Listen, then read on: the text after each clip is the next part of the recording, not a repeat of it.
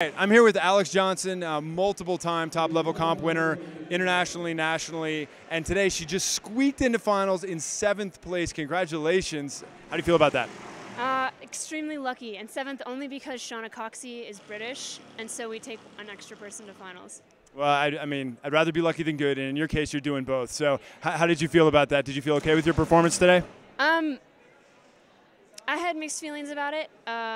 I was pretty upset at the end when I didn't think I was going to make it in, and had a personal meltdown outside where no one was looking.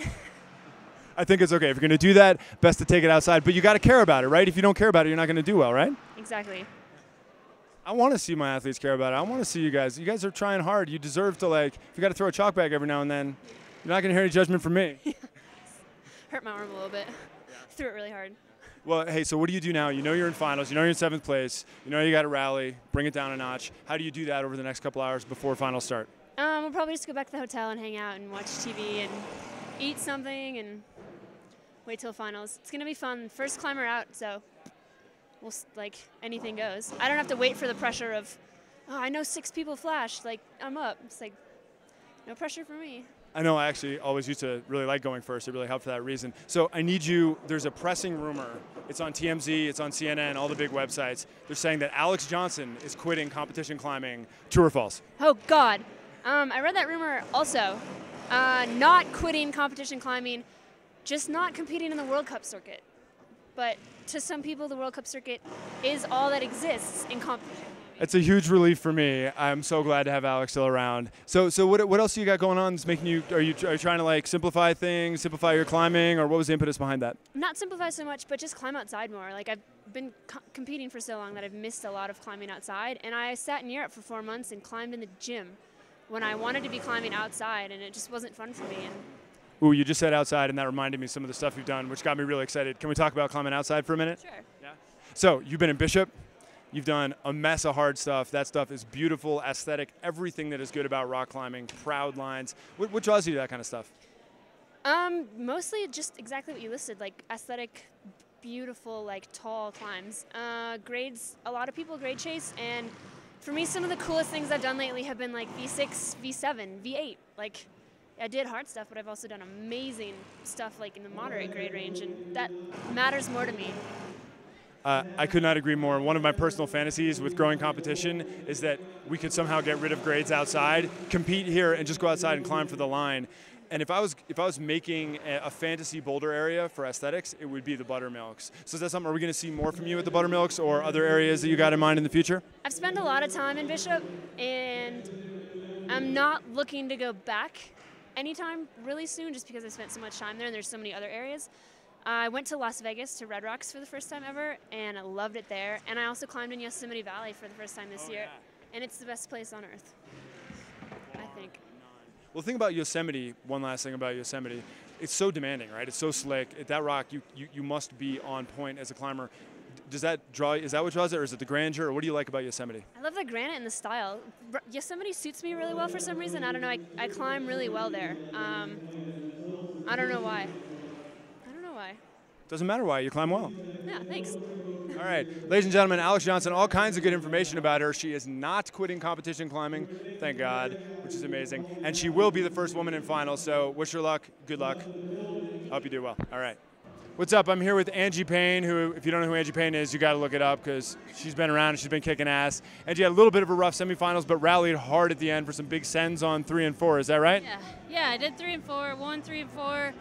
Number 2 kind of beat me up pretty badly, but I've been working on, like, not letting it get me down, and I feel like I rebounded pretty well, so that was a personal achievement, I guess. Well, the proof is in the pudding. I mean, if you didn't do number 2 and you did number 3 and number 4, and I believe you flashed at least one of those, right?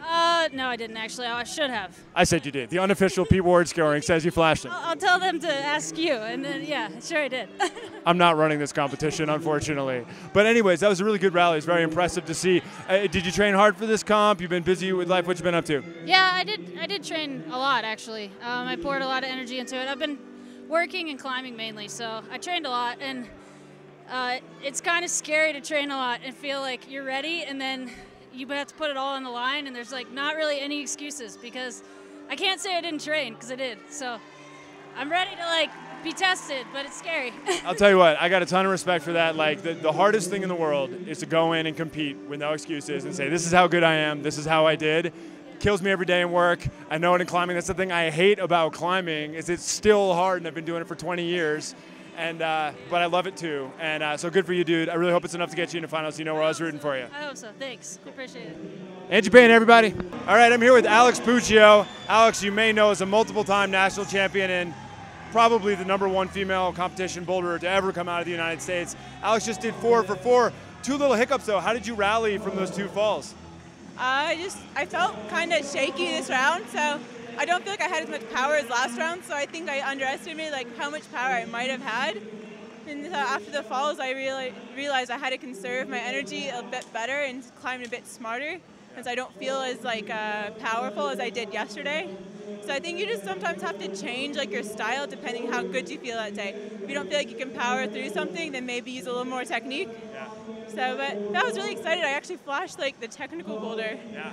I fell on the powerful ones, and if anyone knows me, that's not normal. Yeah. Well, I mean, awesome job keeping your head in the game. There's so much, when you're one of the top competitors, it's so much about flashes, and like a lot of people, they just lose their mind if they fail. Way to stay focused. Like, how do you do that in the middle of a round with all these people watching? How do you stay focused? It might look like I'm focused. I mean, I'm focused, but I have moments in my head, like when I'm sitting in the chair before the 4th one, being like, mine's going a million miles an hour, being like, oh, I have to do this one. Do I think all the other girls did 3 of them? Is 3 good enough, even if I didn't flash them? And I'm thinking that constantly in my head, but then I have to like realize, Alex, just shut up. It's okay. Like, you know, it is what it is, and you can't take it back. So just focus on the boulder problem you have.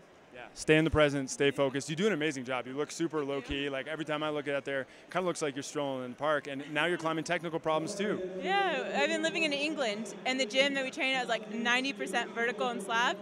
But it's called The Works in Sheffield, and I actually just got my 2-year visa. Oh, wow. So I'm living in England in Sheffield at the moment. So. Well, that's fantastic. If we combine your new school strength with some old school technique, y'all better watch out because this girl's coming for your lunch. So congratulations. Really good luck in the next round, and have a lot of fun. Yeah, I'll see you there. Okay.